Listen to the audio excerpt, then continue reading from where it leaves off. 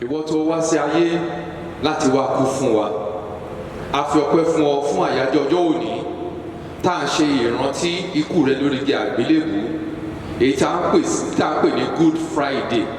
A dúpẹ́ pé o jẹ́ kó bá wa láyé àti láyọ̀ àti àlàáfíà. Ọlọ́run gbọ́ pẹ́ wa nítorí iṣẹ́ tó wá sí ayé láti wá ṣe. Olùgbàlà aráyé jọ̀ọ́ sọ̀kalẹ̀ kó wá gbà wá là. Nítorí ikú rẹ lórí igi àgbélébùú, Olúwa ṣàtúnṣe nínú ayé wa. Lópin gbogbo jẹ́ ká yìn ọ́ lógo, jẹ́ kí ọ̀rọ̀ ẹnu mi àti ṣàròkàn àwọn ènìyàn rẹ kó ṣe tẹ́wọ́gbà ní ojú rẹ. Olúwa agbára wa àti olùdáǹdè wa, àmín. A dúpẹ́ lọ́wọ́ Ọlọ́run tó tún fún wa lórí ọ̀fẹ́ láti rí ọjọ́ òní tí ń ṣe ọjọ́ Good Friday ti ya 2020.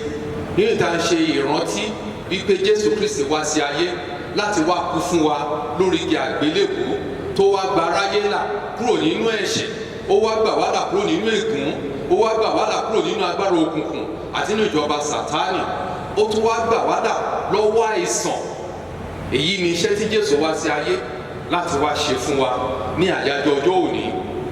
A ó dára fún wa láti máa ṣe ìrántí rẹ̀ kí a bá lè mọ̀ wípé Ọlọ́run rán ọmọ bíbí rẹ̀ kan ṣoṣo wá sí ayé láti wá gba aráyé là. Ọ̀nà ìgbàlà náà sì ni èyí, wípé Jésù wá sí ayé láti wá kú ikú oró lórí igi àgbélébùú fún ọmọ aráyé. Ikú oró igi àgbélébùú náà òun la wá ṣe ìrántí rẹ̀ lọ́jọ́ òní, wípé ní àyájọ́ ọjọ́ òní, lẹ́yìn ìgbà tí a ti ṣe ìrántí àwọn ọ̀sẹ̀ ìjìyà ní àwọn iṣẹ́ tí Jésù ṣe láàrin ọ̀sẹ̀ náà, àwa wá lónìí láti wá ṣe ìrántí wípé ó fi ara rẹ̀ rúbọ lórí igi àgbélébùú láti ṣe ètùtù fún ẹ̀ṣẹ̀ aráyé. láti gbà wá lọ́wọ́ gbogbo wàhálà àti ìdààmú ètò ń bẹ nínú ayé wa. Mo gbàdúrà wípé bí a ti wá lónìí láti wá rí Jésù Kristi yìí, wípé a kàn mọ́ igi àgbélébù, tí a máa wo àgbélébù yìí, tá a máa wo ẹni tí a fi kọ́ sórí igi. Nítorí Bíbélì jẹ́ ká mọ̀ wípé ìfibú ni ẹni tí a fi kọ́ sórí igi. Ó wá gba ìfibú yìí, ó wá di ègún, ohun tí kìí ṣe ègún. Ó wá fi ikú orí àgbélébù yìí, ó fi mú ègún kúrò nínú ìrìnàjò ayé wa. Ègún tó wà nínú òfin èyí tí Mósè ti gbé kalẹ̀, òfin wípé ìwọ kò gbọdọ̀, ìwọ kò gbọdọ̀, ìwọ kò gbọdọ̀, gbogbo àwọn tá a ti wá ṣe nínú àwọn ìwọ kò gbọdọ̀ yìí, Jésù yìí wá rà wá padà kúrò nínú rẹ̀, kí a má bàa di ẹrú fún Sátánì, kí èṣù kó má bàa fi wá ṣèrè jẹ ní ọjọ́ ìkẹyìn. Èyí ni a wá ṣe ìrántí rẹ̀ lọ́jọ́ òní.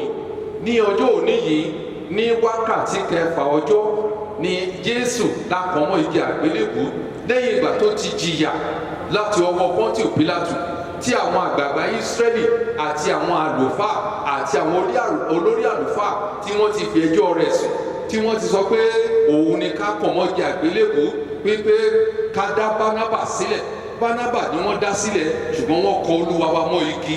Olúwa wa tó kàn mọ́ igi yìí, òun la wá ṣe ìrántí rẹ̀ lónìí, wípé ó wá fi ara rẹ̀ ṣe ètùtù àti ẹbọ fún wa. Lórí igi àgbélébùú yìí, ó sọ àwọn ọ̀rọ̀ méje kan, èyí tó jẹ́ pé a láti máa gbéyẹ̀wò láti ìgbà dé ìgbà, kí a bá lè mọ bí a ṣe lè rìn láti jẹ alábàápín nínú ikú àti oró tó jẹ lórí igi yìí, kí ikú àti ìyà tó jẹ yìí kó má bàa lọ lásán fún wa. Nítorí pé báwo bá mọ àwọn nǹkan wọ̀nyí, á jẹ́ pé Jésù kàn kú akọ̀wọ̀n ó kàn kú náà ni. Kí ni iṣẹ́ tó ṣe lórí igi láti ṣe àṣepé iṣẹ́ yìí? A ní láti mọ̀ ọ́. Òun là ń pè ní ọ̀rọ̀ méje lórí igi àgbélébùú. Lára àwọn èèyàn wa nínú ẹ̀sìn Kìrìsìtẹ́nì yìí náà, wọ́n pè ní 7 stations of the cross. 7 stations of the cross yìí ń táwọn fi ń pè bẹ́ẹ̀ ni wọ́n ń wo àwọn ibi tí Jésù ti ṣubú nígbà tó gbé àgbélébùú àti àwọn ohun tó ṣẹlẹ̀ nígbà tó ṣubú tó débi agbárí tá à ń pè ní Gọ́lgọ́tà. Ṣùgbọ́n a máa ń wo àwọn ọ̀rọ̀ méje èyí tó jẹ́ pé nígbà tá a ti kàn mọ́gi tán, tá a ti gbé àgbélébùú dúró, ó sọ àwọn ọ̀rọ̀ méje kan láti jẹ́ ká lè jẹ́ alábàápín nínú oore ọ̀fẹ́ ikú rẹ̀ yìí lórí igi àgbélébùú. Àwọn ọ̀rọ̀ méje náà a ó wò ó ní ìṣísẹ̀ntẹ̀lé.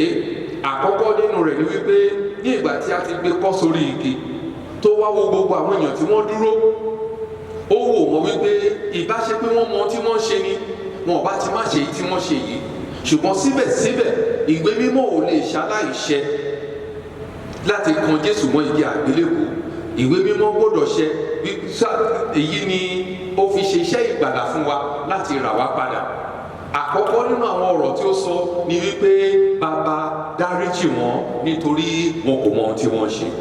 Ọ̀rọ̀ yìí a rí nínú ìwé ìrere Luke orí ìkẹtàlélógún ẹsẹ̀ ìkẹtìrínlẹ́niọgbọ̀n, Luke 23 verse 34. Ó ní Bàbá dáríjì wọ́n nítorí wọn kò mọ ohun tí wọ́n ṣe. Jésù yìí tó sọ pé ká dáríjì wọ́n nítorí wọn kò mọ ohun tí wọ́n ṣe yìí, iṣẹ́ ìgbàlà tó ga jùlọ ní èyí. Nítorí tá a bá wo irú situation tó wà, ẹni tá a kàn má àgbélébùú tó ti jìyà, tó ti nà ní pàṣán, tó ti gbé àgbélébùú, tí ẹ̀jẹ̀ ti jáde lára rẹ̀, síbẹ̀síbẹ̀ ó wo gbogbo àwọn tó ń ṣe nǹkan wọ̀nyí, bẹ̀rẹ̀ látòrí Judas Iscariot tó tà á ní owó fún àwọn olórí àlùfáà, títí lọ lórí àwọn tí wọ́n san owó yìí, lọ lórí ìgbà tí wọ́n mú lọ láti lọ fìyà jẹ, gbogbo àwọn tí wọ́n nà ní ẹgbàá, àti Pọ́ńtíù Pílátù tó dá ẹjọ́ fún, àti àwọn olórí àlùfáà tí wọ́n fi sùn, àti gbogbo àwọn miscreants, a lè pè wọ́n ní miscreants, àwọn tí olórí àlùfáà rán láti lọ mú wá níbi tó wà ní Gẹ́tímánì. Gbogbo wọn ni Jésù wò.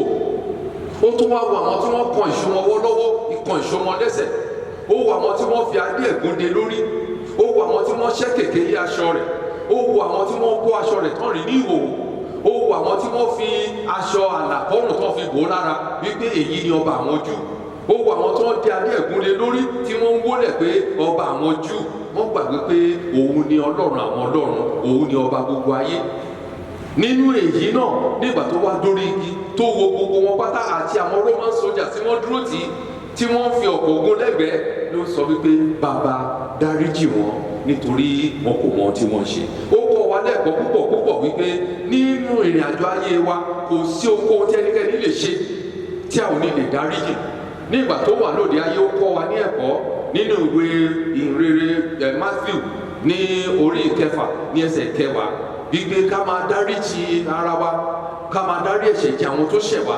Ẹni tó kọ́ wa bẹ́ẹ̀ ó wá lọ sórí igi àgbélébùú láti lọ ṣe àṣepé iṣẹ́ náà láti fi hàn ọ́ pé kò sí ohunkóhun tí ẹnikẹ́ni lè ṣe fún wa, a ní láti dáríjì ẹni tó bá ṣẹ̀ wá.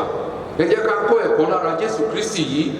Ó tẹ̀ sọ níbi kan wípé bó bá mú ẹ̀bùn rẹ bọ̀ níwájú Olúwa tó bá rántí pé ẹnìkan ní ẹ̀sùn sí ẹ, ó ní kọ́kọ́ padà lọ kó lọ bá làjà náà kó lọ dáríjì náà kó tó wá mú ẹ̀bùn rẹ wá síwájú pẹpẹ. Ó ní nígbà náà ni ẹ̀bùn rẹ yóò jẹ́ ìtẹ́wọ́gbà. Ọ̀pọ̀lọpọ̀ la ń fi ìkúgù mú ẹ̀bùn àtọrẹ wá síwájú Ọlọ́run. Ọ̀pọ̀lọpọ̀ wa la ń wá síwájú Ọlọ́run tá a sọ pé a wá sìn tí a sì gbé ìkùn sínú àti ìjà àti àwọ̀ sí ọkàn àyà wa. Ẹlòmíì òun àti ọkọ ẹ̀wọ̀n ń kíra nínú ilé, á lóun ń bọ̀ ní ṣọ́ọ̀ṣì àwa máa jó. Ẹlòmíì òun àti amọ́wọ́ ó ti ṣépè fọmọ nínú ilé, ọmọ tó yẹ kó fàmọ́ra kó dáríjì ó ti ṣépè fún, àwa lóun wá sí ṣọ́ọ̀ṣì òun sin Ọlọ́run. Irú àwọn iṣẹ́ ìsìnbẹ̀ kò ṣe ìtẹ́wọ́gbà àfi tá a bá kọ́ láti dáríjì. Àwọn ọ̀pọ̀lọpọ̀ bitterness ló ń wà nínú ọkàn wa. À ń bitter sáwọn èèyàn nítorí pé wọ́n ṣẹ̀ wá tá ò sì ní dáríjì. Ẹ jẹ́ ká kọ́ lára Jésù wípé bàbá dáríjì wọn nítorí wọn kò mọ tí wọ́n ṣe.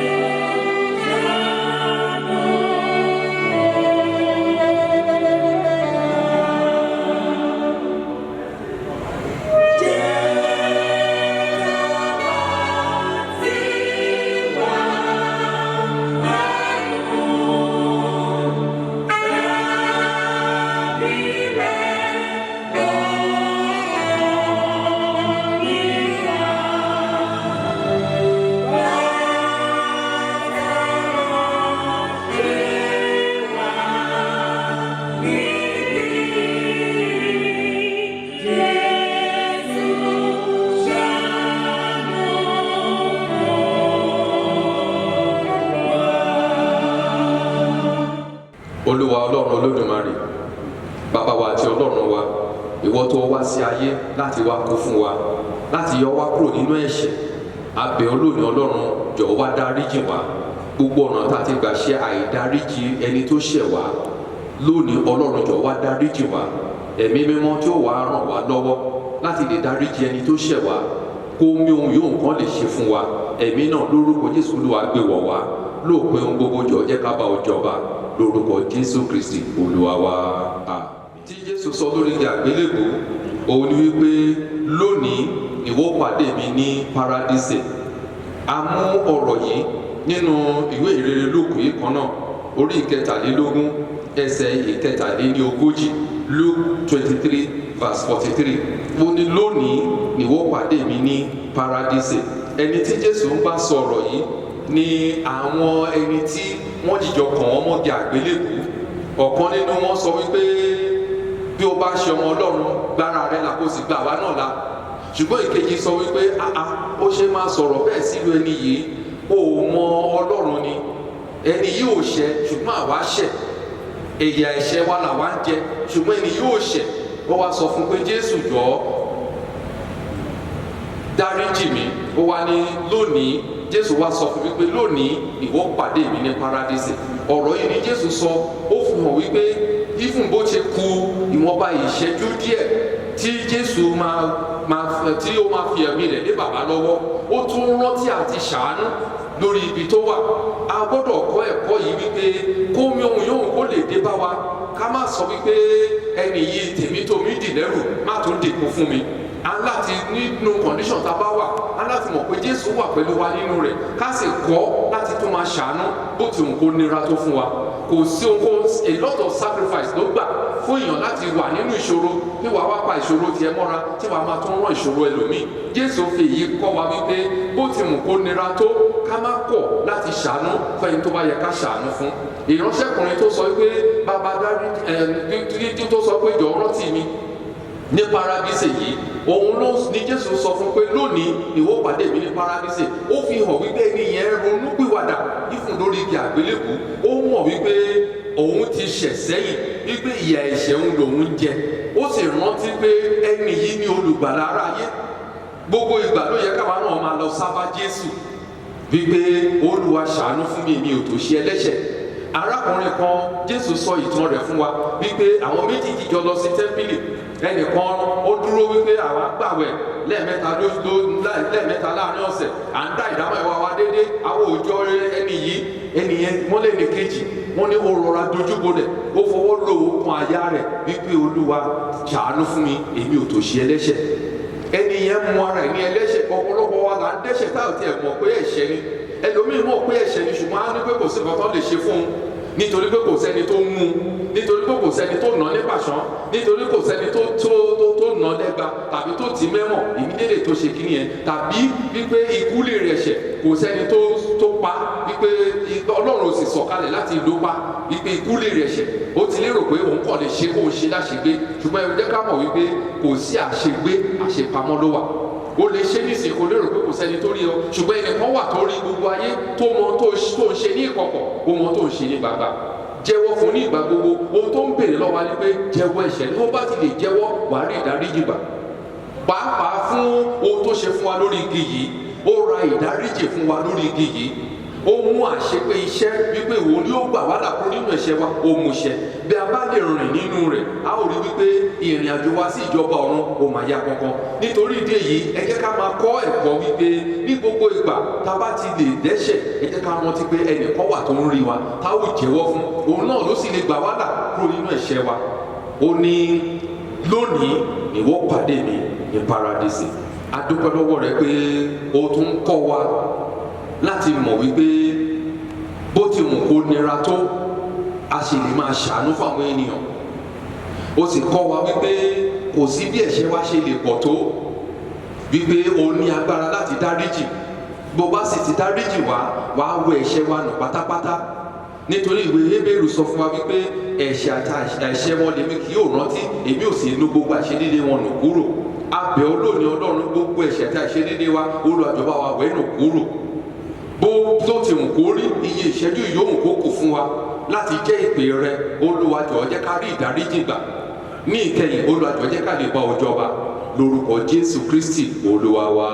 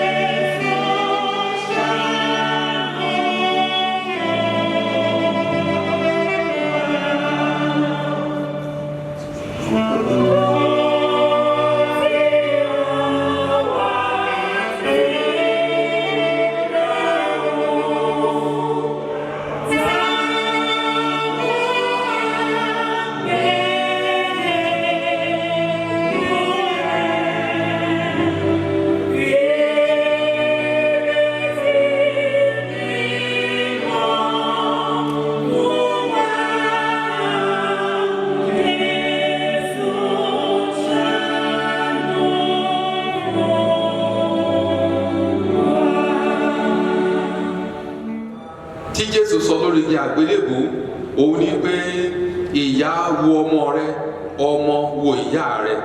A rí ọ̀rọ̀ yìí nínú ìwé ìhìnrere Jòhánù orí ìkọkàndínlógún ẹsẹ̀ kẹrìndínlọ́gbọ̀n sí ìkẹtàdínlọ́gbọ̀n. John 19 verse 26 to 27 ni a ti rí ọ̀rọ̀ yìí wípé ìyá wo ọmọ rẹ, ọmọ wo ìyá rẹ. Èyí náà a lè fi wé ọ̀rọ̀ kejì tó sọ lórí igi àgbélébù wípé lónìí ìwọ pàdé mi ní paradísì. Bí Jésù ti wà lórí igi àgbélébù yìí, ó rí ìyá rẹ̀, ó rí làálàá tó ti ṣe, abiyamọ tó dúró ti ọmọ títí di ọjọ́ ikú. Òun ni ìyá Jésù jẹ́ ká pè ní Màríà. Ó rí wàhálà yìí, ó wá wò pé tóun bá lọ tán ta ló máa tọ́jú ìyá yìí. Ó wá fà á lé arákùnrin kan lọ́wọ́, ẹni tó jẹ́ wípé òun ni àyànfẹ́ tó máa ń jókòó ti Jésù, tó máa ń rọ̀gùn sí àyà Jésù láti kọ́ ẹ̀kọ́ lọ́dọ̀ rẹ̀. Òun náà pè ní Jòhánù àyànfẹ́. Jòhánù àyànfẹ́ yìí ni Jésù fa ìyá rẹ̀ lé lọ́wọ́ wípé kó máa mú lọ kó lọ tọ́jú ẹ̀, kó máa tọ́jú ìyá òun. Jòhánù sì gbà láti tọ́jú ìyá Jésù ní ìgbà tó wà ní ayé. Òun kọ́ wa ní ẹ̀kọ́ wípé bó ti wù kó nira tó, Jésù ò ní fi wá sílẹ̀ láwa nìkan. Kò sí ohunkóhun tó lè dé bá ọ, máa rántí pé Jésù wà nínú rẹ̀ pẹ̀lú rẹ̀. Jésù wà pẹ̀lú ìyá rẹ̀, pẹ̀lú gbogbo àwọn tó wà pẹ̀lú rẹ̀. Ó mọ̀ wípé bóun bá lọ tán, ìyá òun nílò ẹni tó máa tọ́jú ẹ̀. Nítorí gbogbo àwọn ọmọ ẹ̀yìn including àwọn arákùnrin Jésù ni wọ́n ti fọ́nká ní ìgbà tí ìṣẹ̀lẹ̀ yìí ṣẹlẹ̀. Ṣùgbọ́n Jésù àti Jòhánù yìí, àwọn ni wọ́n dúró. Bí wọ́n sì ti dúró ti yìí, Jésù wá yan Jòhánù yìí wípé kó tọ́jú ìyá òun. Jòhánù ò sì kọ̀, ó mú ìyá rẹ̀ sọ́dọ̀, ó ń tọ́jú rẹ̀. Ìwọ náà ó máa rántí wípé ó ní olùtọ́jú ní gbogbo ìgbà. Pé Jésù ò fi ọ́ sílẹ̀ ní inú wàhálà. Ọ̀pọ̀lọpọ̀ ìgbà la máa ń sọ wípé kò sẹ́ni tó mọ nǹkan tí mò ń go through. Jésù mọ nǹkan tó ń go through. Kò sí bó ṣe lè rí, Jésù mọ ohun tó ń go through. Nítorí náà bí Jésù ṣe mọ̀ yìí, ó ń rán ẹ̀mí mímọ́ láti ṣe ìtọ́jú rẹ̀. Nígbà tó bá ní ọgbẹ́, Jésù ní ẹ̀mí, ó ń rán ẹ̀mí mímọ́ láti dí ọgbẹ́ rẹ̀. Bí o bá ní àrùn, Jésù ní agbára láti mú àrùn yìí kúrò. Bó o bá ní tó bá wà nínú àìní, Jésù mọ ẹni tó lè ràn láti ràn ẹ́ lọ́wọ́. Bí o bá mọ èyí, wàá mọ̀ wípé o dá ìrìnàjò ayé rẹ rìn. Nítorí Jésù kò jẹ́ kí ìyá rẹ̀ kò jẹ́ kó dá ìrìnàjò yìí rìn. Kò sí bó ti wù kó rí. Bí Jòhánù ti mú ìyá Jésù sọ́dọ̀, ìyá Jésù náà á ní àwọn kankan tó máa ṣe gẹ́gẹ́ bí parental care fún Jòhánù. Nítorí pé ọ̀dọ́ sì ni Jòhánù ní ìgbà náà. Nítorí náà má lérò pé kò sẹ́ni tó rí ẹ, ẹnìkan rí ẹ. Jésù ọ̀rẹ́ àrí, ọba lórí ayé gbogbo, ó rí ẹ. Òun náà ló sì sọ fún wa nínú Isaiah chapter 43 láti verse 1 to 3 wípé má bẹ̀rù, èmi wà pẹ̀lú rẹ, èmi di ọwọ́ rẹ mú.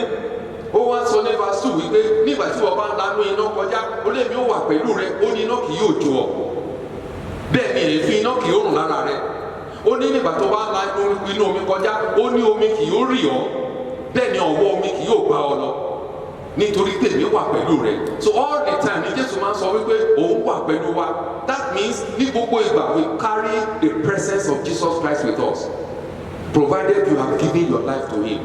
Bó bá fi ayé rẹ fún, o ò ní dá ìpọ́njú ayé rẹ gbé, o ò ní dá ẹrù ayé rẹ gbé, because Jesus is a burden bearer. He will bear your burden for you. Nítorí náà rìn ní ìrẹ̀lẹ̀ pẹ̀lú rẹ̀, kó o sì gbàgbọ́ wípé ó ń bẹ pẹ̀lú rẹ̀. Ní ìgbà náà lóhun náà yóò fọ̀ sí ọ wípé ìyá wo ọmọ rẹ, ọmọ wo ìyá rẹ.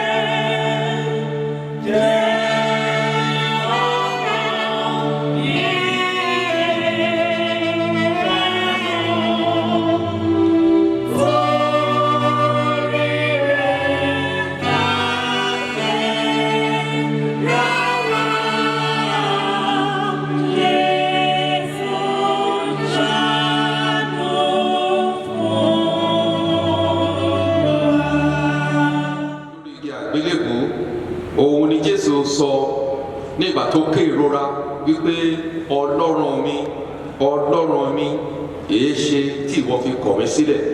A rí ọ̀rọ̀ yìí nínú ìwé ìrere Matthew orí ìkẹtàdínlọ́gbọ̀n ẹsẹ̀ ìkẹrìndínláàádọ́ta. That's Matthew 27 verse 26. Ọlọ́run mi èé ṣe tí ìwọ fi kọ̀ mí sílẹ̀. Kí Jésù tó sọ ọ̀rọ̀ yìí, ìrora ikú orí igi àgbélébùú yìí ti pọ̀. Ó ti jẹ oró lọ́pọ̀lọpọ̀ tó fi dàbí pé àbí bàbá pa ojú rẹ̀ mọ́ kúrò lára rẹ̀. Ìrora ikú yìí, ìrora tó ń jẹ lórí igi yìí, òun ló fi sọ wípé ó ti mọ àìlera wa, ó ti mú ìrora wa lọ, nítorí tí ò bá mọ ìrora kò lè mọ àti mú ìrora wa kúrò. Ìrora tó jẹ yìí ló fi sọ pé ọlọ́run mi èyí ṣe tí ìwọ fi kọ̀ mí sílẹ̀. Ṣùgbọ́n bàbá kò kọ̀ ọmọ sílẹ̀, nítorí ní àkókò yìí ọmọ ń ru ẹ̀ṣẹ̀ gbogbo ara ayé, ojú ọlọ́run sì kì í sì rí ẹlẹ́ṣẹ̀. Mo ló fi dàbí pé bàbá pa ojú rẹ̀ mọ́ kúrò lára ọmọ, tí ọmọ fi kégbe wípé ọlọ́run mi èyí ṣe tí ìwọ fi kọ̀ mí sílẹ̀. Nínú èdè àwọn Árámì à ń pè ní Eloi lama sabachthani. Ìtumọ̀ rẹ̀ nìyẹn ní èdè àwọn Árámì tá a pè ní Aramaic language. Ohun tó túmọ̀ sí ó ti dé góńgó nínú ẹ̀mí rẹ̀. Ó sì wò pé ó yẹ kó ń rí ìrànlọ́wọ́, bóyá káwọn áńgẹ́lì wá kó bu òróró ìtura àbí kó mú ìrora yẹn kúrò lára rẹ̀. Ṣùgbọ́n ó láti jẹ ìrora yìí kí ó bá lè mú ìrora àwa tá àti ẹ̀tí ìdáyé nígbà náà kó bá lè mú ìrora yìí kúrò. Ọ̀rọ̀ yìí la sọ nínú ìwé wòlíì Isaiah 53 wípé ó ti mú ìrora wa lọ, ó ti ru ìbìnújẹ́ wa lọ. Tàbá wo verse 4 Isaiah 53 ó sọ níbẹ̀ wípé ó ti mú ìrora wa lọ, ó ti ru ìbìnújẹ́ wa. Nínú ọ̀rọ̀ yìí ó fi hàn wípé ní àkókò yìí Jésù wà nínú ìrora kíkorò. Ó ń joró nítorí pé ẹ̀jẹ̀ ti fẹ́ tán lára rẹ̀. Ó ń joró nítorí pé kò sí èémí púpọ̀ mọ́ fún. Ó ń joró nítorí ìrora adé ẹ̀gún lórí. Ó ń joró nítorí ìrora ìṣó tá fi gún lọ́wọ́, tá fi kàn lọ́wọ́ àti tá fi kàn lẹ́sẹ̀. Ó ń joró wọ̀nyí, ó sì ń retí ìtura láti ọ̀dọ̀ bàbá wa. Ṣùgbọ́n bàbá ò rí, nítorí pé bàbá pa ojúmọ́, nítorí kò lè rí ẹlẹ́ṣẹ̀. Ṣùgbọ́n Jésù láti là kọjá kí a bá lè mú ẹ̀ṣẹ̀ wa kúrò.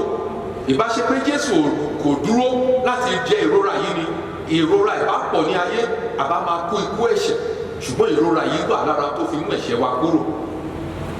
Ọ̀rọ̀ yìí wá ń kọ́ wa lónìí wípé ẹnìkan ti jẹ ìyà yìí nítorí tiwa, kábàá kó má bàa jẹ ìyà. Nínú ìwé Hébérù orí ìkẹrin, tábà wo ẹsẹ̀ kẹẹ̀ẹ́dógún sí ìkẹrìndínlógún, Hebrews chapter 4 verse 15 to 16, ó sọ fún wa wípé àwa kò ní olórí àlùfáà tí kò lè ṣa ìbánikẹ́dùn nínú ìpọ́njú wa. A kò ní olórí àlùfáà tí kò lè ṣa ìbánikẹ́dùn nínú ìpọ́njú wa. Olórí àlùfáà tó bá wa kẹ́dùn yìí nítorí pé a ti dán pàápàá wò ní ọ̀nà gbogbo bí àwa, bí ìwé Hébérù yẹn ṣe sọ fún wa. A ti dán wò ní ọ̀nà gbogbo. Ara ìdánwò tó kọjá ní ìrora tó jẹ lórí orí igi àgbélébùú yìí, láti fi hàn wípé kò sí ẹnikẹ́ni láyé yìí bó ti hùn kí ìrora rẹ kó pọ̀ tó, kò lè pọ̀ tó ìrora tí Jésù ní. Ṣùgbọ́n Jésù ti jẹ ìrora yìí kí wọ́n kó má bàa jẹ ìrora. So tó bá sọ wípé you don't even know, nobody knows what you are going through, Jésù ń mọ nǹkan tó ń là kọjá nítorí ó ti là kọjá rí. Jésù mọ ìkorò tó wà nínú ayé rẹ nítorí òun náà ti mọ ìkorò. Jésù mọ ìyà tó ń jẹ nítorí òun náà ti jìyà. Jésù ti joró kí wọ́n kó má bàa joró mọ́. Nítorí ìdí èyí má lérò pé Jésù mọ̀, Jésù mọ̀. Òun ló fi sọ wípé ọlọ́run mi èyí ṣe tí ìwọ fi kọ̀ mí sílẹ̀. Jésù kò wá ní kọ̀ ìwọ sílẹ̀ nítorí pé ó mọ̀ ọ́, ó sì mọ tó ń ṣe ọ́. Ó mọ inú àrùn àti wàhálà àti ìdààmú tó wà nínú rẹ̀. Ó mọ àìsàn tó ń bẹ lára rẹ̀. Ó mọ àìrọ́kọfẹ́, àìníyàwó. Ó mọ àìníṣẹ́ lọ́wọ́. Gbogbo ẹ̀ ló ti mọ̀, nítorí náà ti rìn lóde ayé ìrírí. Tó ó mọ gbogbo tó ń là kọjá. A kò lè ṣaláì dánwò nítorí kí wọ́n kó bá lè bá ìtura àti àlàáfíà. Náà ló ṣe sọ wípé ọlọ́run mi èé ṣe tí ìwọ fi kọ̀ mí sílẹ̀.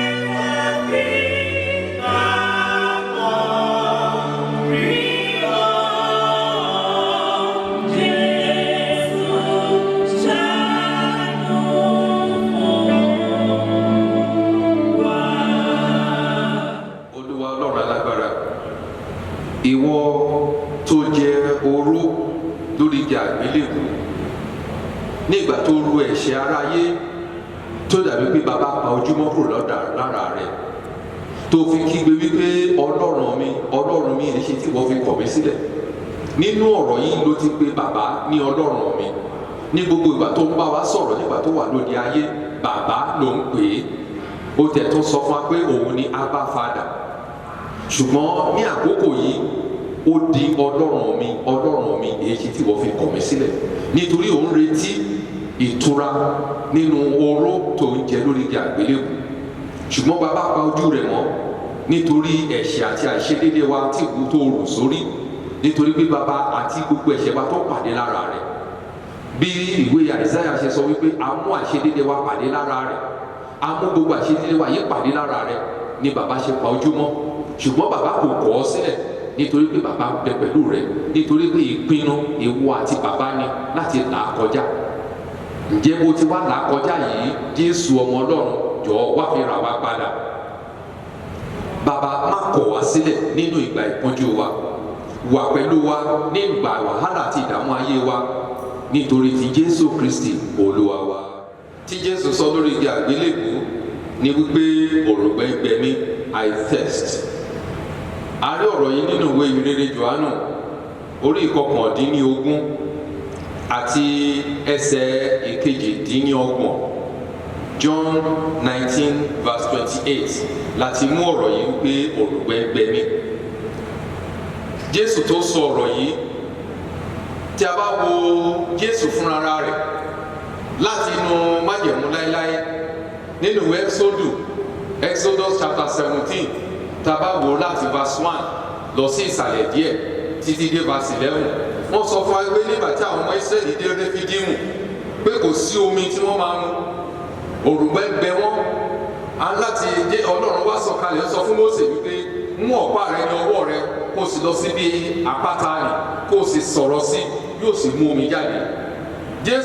Mósè lọ síbi àpáta yìí, ó sọ̀rọ̀ sí àpáta yìí, omi sì tú jáde fún àwọn èèyàn láti mu. Èyí ni omi ìyè náà tó ti inú àpáta ayérayé jáde wá. Ẹni tó ń ṣe omi ìyè yìí, ǹjẹ́ òrùngbẹ ha lè gbẹ mọ́ bí? Bàbá wo inú ìwé ìrere Jòhánù orí ìkẹrin bákan náà, arábìnrin tó nígbà tí Jésù ń kọjá lọ ní ilẹ̀ Samaria tó dé ìlú kan tó ń pè ní Sáíkà, ó bá obìnrin kan pàdé létí kànga. Obìnrin yẹn fẹ́ fa omi, Jésù sọ pé fún mi ní omi mu, nítorí pé nítòótọ́ ní àkókò yẹn ẹ̀rùn ara tí Jésù ń lò nítorí pé Jésù ní ìwà tí dápẹ́ ní divine nature ó dẹ̀ ní human nature. Human nature Jésù ló wà lára rẹ̀ ní ìgbà tí ó débi kànga yẹn nítorí orí ìrìn ni wọ́n wà. Ó sì sọ fún arábìnrin yẹn pé fún mi ní omi mu. Obìnrin yẹn wá ṣàlàyé fún pé àwa ará Samaria ará Júù òyìnbá ará Samaria ṣe ò lè béèrè omi lọ́wọ́ mi. Jésù wá sọ pé tó bá mọ ẹni tó ń bẹ ẹ́ sọ̀rọ̀ yìí wàá sọ̀kalẹ̀ lọ sínú kànga láti mú omi yìí jáde. Jésù wá tún sọ fún wípé bó o bá mu omi tí mo sọ fún ẹ yìí omi awádìí kànga yìí nínú rẹ tí ó máa sun jáde títí láì. Ìyẹn ni pé Jésù ní omi ìyè.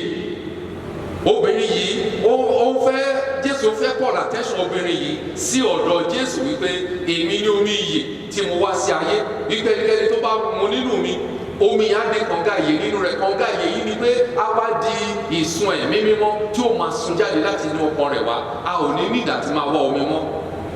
Ẹni tó jẹ́ omi ìyè yìí, ẹni tó jẹ́ àpáta ayérayé tó omi jáde láti inú rẹ̀ wá fáwọn èèyàn láti mu, ṣé òrùngbẹ tó wá lè gbẹ́ bí? Ṣùgbọ́n ohun tó ń sọ fún wa lónìí ni wípé ní ìgbà gbogbo òrùngbẹ Ọlọ́run láti máa gbẹ wá. Nínú Psalm 42 tabawo verse 1 ó ní bí àgbọ̀nrín ti máa ń mí ẹlẹ́sí ìpadò omi, ó ní Ọlọ́run bẹ́ẹ̀ lọ́kàn mi mí ẹlẹ́sí ọ, ó ní òrùngbẹ Ọlọ́run gbẹ ọkàn mi ti Ọlọ́run alààyè. Nígbà wo lè bí òwá tí ó sì yọjú níwájú Ọlọ́run? Jésù ń call attention wa wípé a ń láti jẹ́ kí òrùngbẹ òun kó máa gbẹ wá nígbà gbogbo, kí ebi Jésù pàápàá kó máa pa wá, nítorí Jésù ni oúnjẹ ìyè. Jésù ni oúnjẹ ìyè, Jésù náà ni omi ìyè. Béèyàn ò bá jẹun, béèyàn ò bá mu omi, èèyàn kú. Ṣùgbọ́n ká bá lè wà láàyè, kí a bá lè máa sùn sí, kí a bá lè máa jẹ ti Jésù títí, a ń láti máa mu nínú omi ìyè yìí, a ń láti máa jẹ nínú oúnjẹ ìyè yìí. Ẹni tó jẹ́ omi ìyè yìí òun náà ló wá dórí igi àgbélébùú tó sọ pé òrùngbẹ ń gbẹ ní. Ẹni tó sọ pé òrùngbẹ ń gbẹ òun yìí ń sẹ̀ kí wọ́n fún lómi mu, ayé mà níkà o, ọtí kíkan ni wọ́n fún un. Ìwọ náà lè wà nínú ìṣòro tó lérò pé o ti rí àwọn tó máa ràn ẹ́ lọ́wọ́, ṣùgbọ́n kó jẹ́ pé wọ́n tún máa dẹ̀kun wàhálà ayé rẹ ni. Èyí túmọ̀ sí wípé má gbé wàhálà ayé rẹ lé èèyàn lọ́wọ́, gbé ilé Ọlọ́run lọ́wọ́, nìkan ló lè bá ẹ solve problem ayé rẹ. Má ní bàbá nígbẹ́jọ́ kan ní Jésù ní Ọlọ́run olùgbàlà, òun nìkan náà ló lè bá ẹ solve problem ayé rẹ. Jésù sọ wípé òrùngbẹ ń gbẹ mí, àwọn èèyàn fún lọ́tí kíkan mu. Nígbà tó kọ̀ láti gbọ́ tí kíkan yìí nítorí pé kìí ṣe nǹkan tó ń fẹ́ nìyẹn. Ìtumọ̀ òrùngbẹ gbẹ mí ni wípé ẹ máa wà pẹ̀lú mi ní ìgbà gbogbo, ẹ jẹ́ kí òrùngbẹ mi kó máa gbẹ yín, ẹ jẹ́ kí ebi mi kó máa pa yín kẹ́ bá lè yè. Láìsí omi ìyè yìí a ò lè yè, láìsí oúnjẹ ìyè yìí a ò lè yè. Nítorí náà láti ìgbà dé ìgbà ẹ jẹ́ ká máa sọ pé Jésù nìkan náà ní omi ìyè ìta ò máa mu. Òun ló jẹ́ kí Jésù sọ wípé òrùngbẹ gbẹ mí.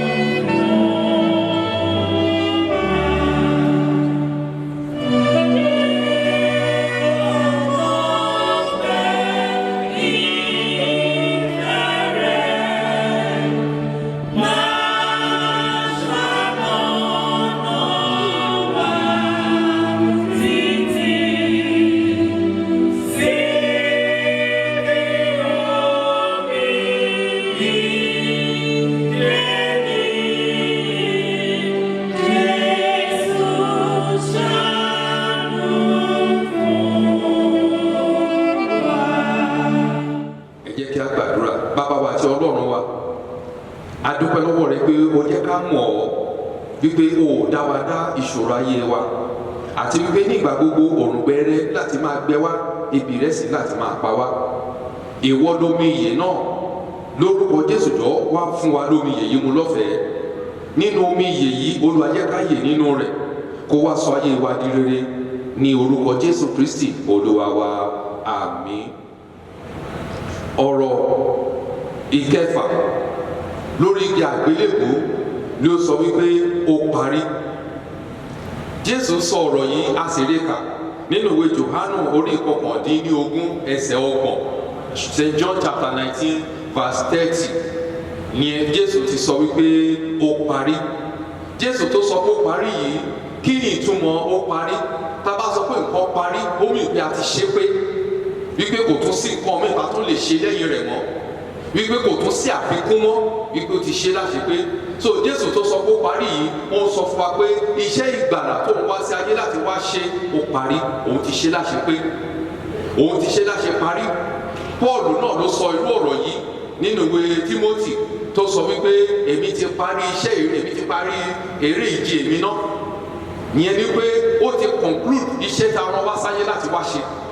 Nígbà tí Jésù ń bọ̀ wá sí ayé, láti sọ nípa rẹ̀ wípé òun ló bọ̀ wá gba aráyé là, wípé a ó jẹ ní ìyà, gẹ́gẹ́ bí ìwé Isaiah 53 ti sọ fún wa, wípé yóò ṣe ibojì rẹ̀ pẹ̀lú àwọn ẹlẹ́ṣẹ̀, ó ṣe ibojì rẹ̀ pẹ̀lú àwọn ẹlẹ́ṣẹ̀, ó jọ̀wọ́ parí iṣẹ́ ìgbàlà náà tó wá sí ayé láti wá ṣe. Píparí iṣẹ́ ìgbàlà yìí ni wípé ó ti gbà wá là mọ́, kò tún sí ìgbàlà lọ́dọ̀ ẹlòmíràn mọ́, bẹ́ẹ̀ ni kò tún sí agbára níbòmíràn mọ́ tá tún lè fi gbà wá là, bẹ́ẹ̀ ni kò sí orúkọ kan lábẹ́ ọ̀run nínú ìta lè fi gbà wá là bí kò ṣe orúkọ Jésù.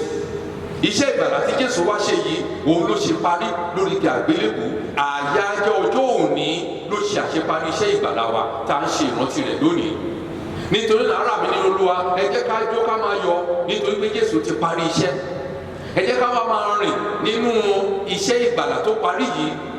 Ọ̀pọ̀lọpọ̀ wa ni a ti rí ìgbàlà. Ẹlòmíà ní I am saved, I'm born again, I've surrendered my life to Christ. Ṣùgbọ́n síbẹ̀síbẹ̀ a máa rìn nínú ìwà bí Ọlọ́run.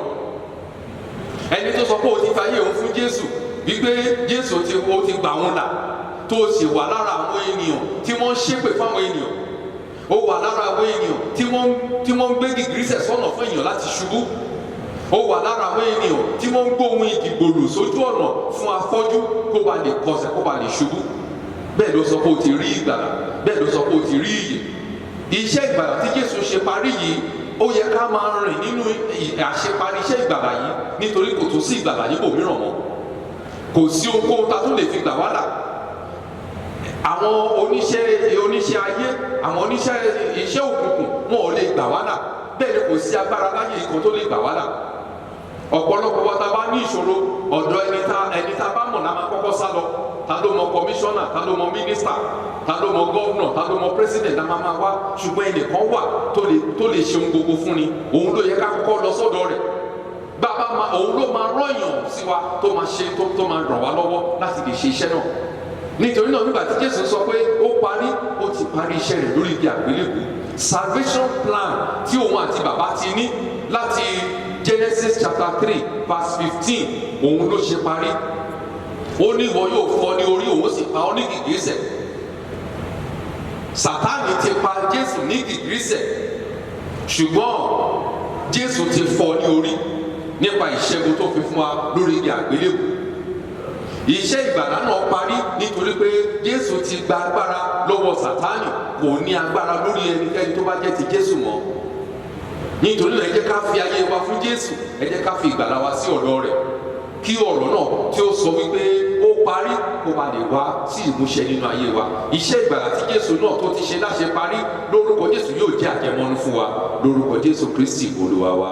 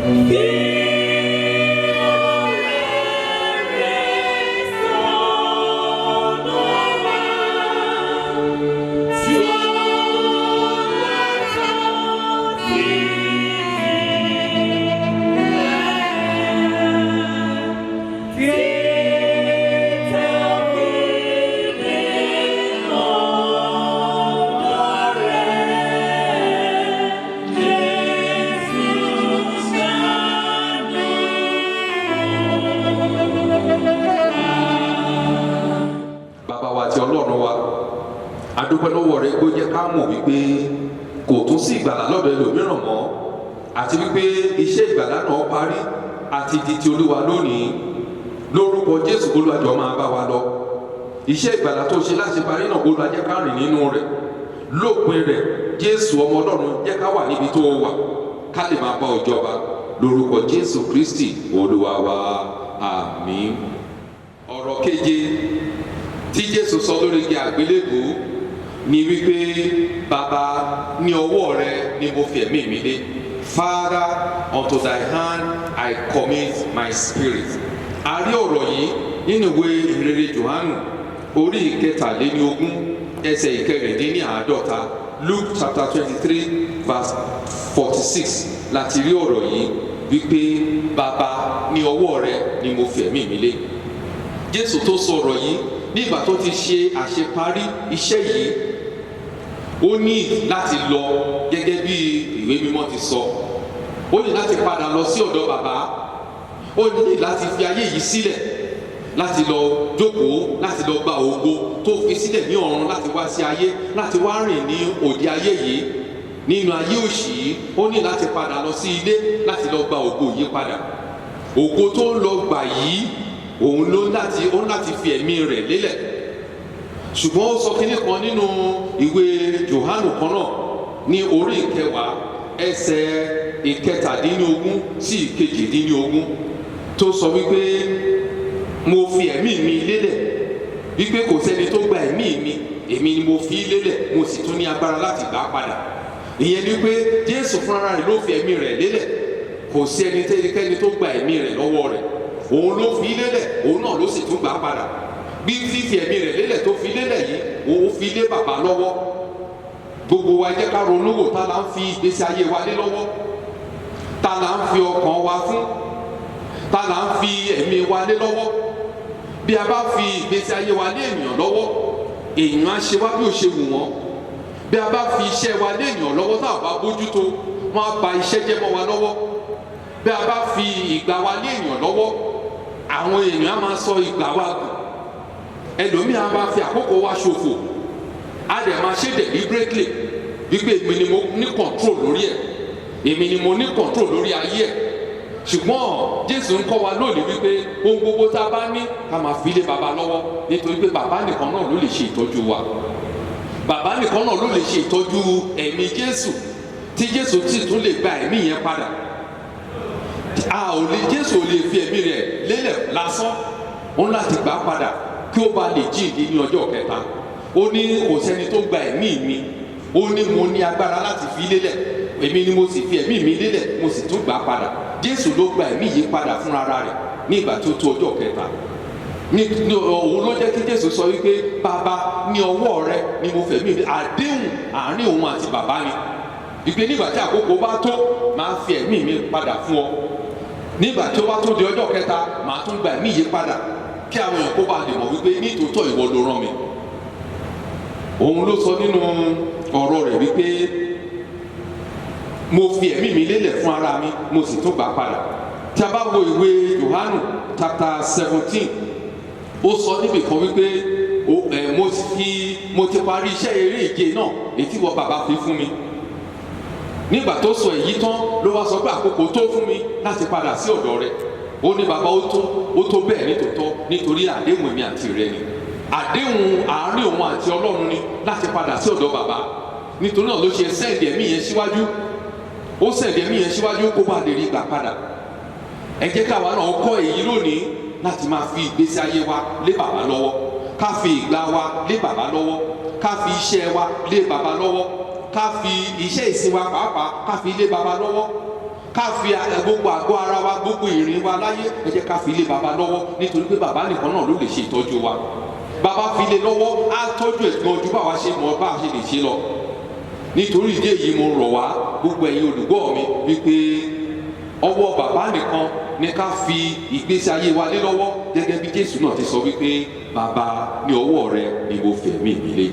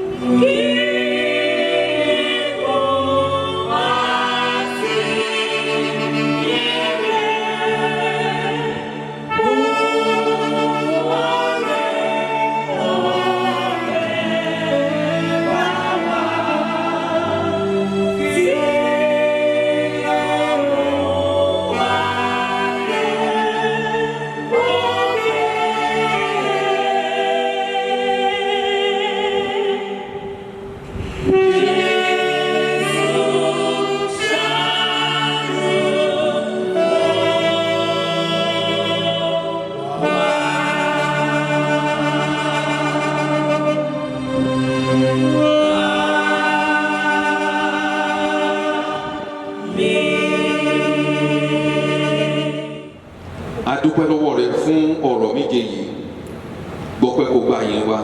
A parí ẹ̀ síbi tí Jésù ti sọ wípé bàbá ní ọwọ́ rẹ ni mo fẹ̀mí mi lé. Bíbélì continue wípé lẹ́yìn ìgbà tó sọ èyí ó jọ̀wọ́ ẹ̀mí rẹ̀ lọ́wọ́. That means he surrendered his spirit by himself after he had committed it into the hands of the Father. If he had not surrendered it, the spirit would not have left. But he had to surrender it so that it can come back to you. Jésù fi ẹ̀mí rẹ̀ lé ọ lọ́wọ́, ó sì jọ̀wọ́ ẹ̀mí náà lọ́wọ́ fún ọ. Ọ̀pọ̀lọpọ̀ wa là ń struggle lórí ìgbésí ayé wa tá ò jọ̀wọ́ ohun gbogbo fún ọ. Bí Jésù bá lè jọ̀wọ́ ìgbésí ayé rẹ̀, tó lè jọ̀wọ́ ẹ̀mí rẹ̀ tó ṣọ̀wọ́n, tó bá lè jọ̀wọ́ rẹ̀ fún ọ, kò sí ohunkóhun tó yẹ ká bá ọ dù nínú ìgbésí ayé wa. Gbogbo ọ̀nà tá ti gbà láti bá ọ dù ayé wa lórúkọ Jésù lónìí, Ọlọ́run jọ̀ọ́ dáríjì wa.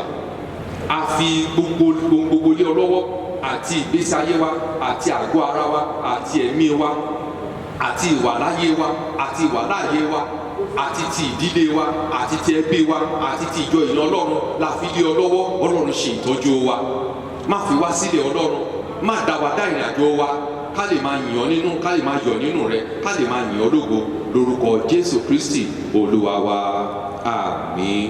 Olúwa kó pèsè fún wa, kó sì pa wá mọ́, kí Olúwa kó ṣojú rẹ̀ kó mọ́lẹ̀ sí wa lára, kí Olúwa kó ṣàánú fún wa, kí Olúwa kó bojú wò wá, kó sì fún wa ní àlàáfíà. Jẹ́ kí oore ọ̀fẹ́ Jésù Kristi Olúwa wa, ìfẹ́ mọ́ ti Ọlọ́run, ìdàpọ̀ ti ẹ̀mí mímọ́ kí ó máa bá gbogbo wa gbé láti sìn lọ títí láéláé. Àmín.